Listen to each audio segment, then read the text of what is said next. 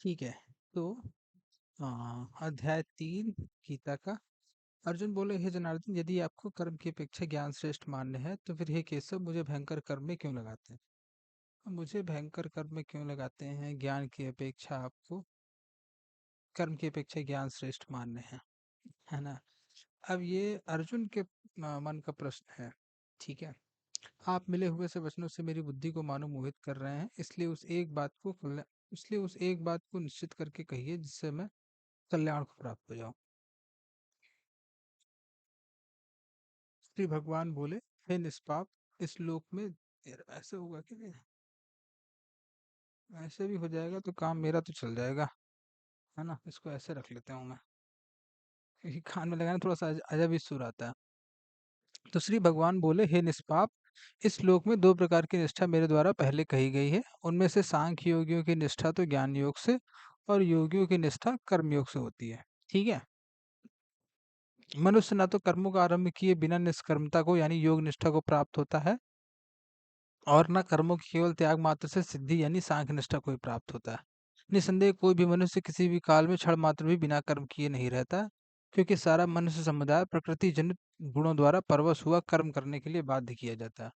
जो मूड बुद्धि मनुष्य समस्त इंद्रियों को हठ पूर्वक ऊपर से रोककर मन से उन इंद्रियों के विषयों का चिंतन करता रहता है, वह मिथ्याचारी अर्थात दंभी कहा जाता है। किंतु हे अर्जुन, जो पुरुष मन से इंद्रियों को वश में करके अनासक्त हुआ समस्त इंद्रियों द्वारा कर्मयोग का आचरण करता है, वही श्रेष्ठ है। तो बात देखो, कर्म योग को जब पढ़ोगे, तीसरे अध्याय को पढ़ोगे, तो अनासक्ति की बात बहुत की जाती है। तो उसमें ऐसा नहीं है कि आपको संसार से संबंधित नहीं रहना है, काम नहीं करना है, हर तरह की बातें, बट आसक्त नहीं होना है कहीं पर भी आपकी एक समय से, है ना? किसी भी संबंध में, किसी भी जगह पे, किसी भी एक्टिविटी में जितनी ज़रूरत है उतना ही समय आपका लगना चाहिए। अदरवाइज़ फिर वहाँ पे आप आसक्त हो चुके हैं। तो समय आपका कहाँ-कहाँ, कैसे-कैसे बीत रहा है, उससे आपको आपकी आसक्तियाँ पता चल जाएगी। एक ऐसी जगह, कोई एक ऐसी आदत, कोई एक ऐसा व्यक्ति जहाँ पे आप समय का ख़्याल पूरी तरीके से ही छोड़ देते हैं। मतलब जहाँ पे आप चाह के भी उस समय को कम नहीं कर पा रहे हैं, ठीक है? और आपको लग रहा है कम करना चाहिए, कम होना चाहिए, तो वो घुमा-फिरा के मान के चलिए कि वहाँ पे आपकी आसक्ति मौजूद है और वहीं से फिर सारी चीज़ें गड़बड़ा रही हैं। ठीक है? वहाँ पे आपकी इंद्रियाँ भी जो हैं वो आपका साथ नहीं दे रही होंगी, वो कुछ ज़्यादा ही आसक्त होंगी। आप चाहेंगे भी उस चीज़ को ना देखना, तो आप पाएँगे कि नहीं, आप बहुत ज़्यादा ही लालायित हैं उस चीज़ को देखने के लिए, फिर सुनने के लिए, फिर स्पर्श करने के लिए वगैरह-वगैरह। कई बार बॉयफ्रेंड गर्लफ्रेंड वाले केस में वो ऐसे ही सामने आ जाती है। चलो, तो तू शास्त्र विहित कर्तव्य कर्म कर। हालांकि मतलब अब अपोजिट जेंडर जो है वो तो सर्टेन मात्रा में है ही ना बाहर, तो वो तो एक आसक्ति का केंद्र बहुत सारे लोगों के लिए होता ही है।